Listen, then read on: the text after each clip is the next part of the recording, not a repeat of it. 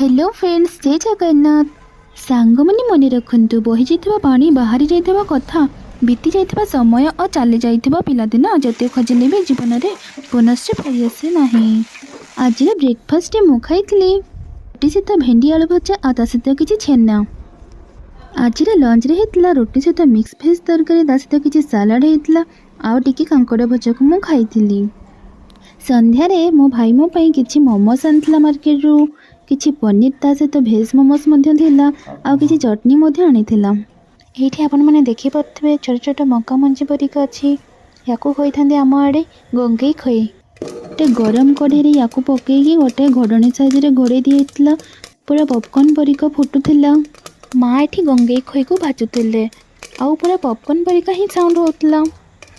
Popcorn रे size तो टिके बड़ थाए तार एटा छोट साइज।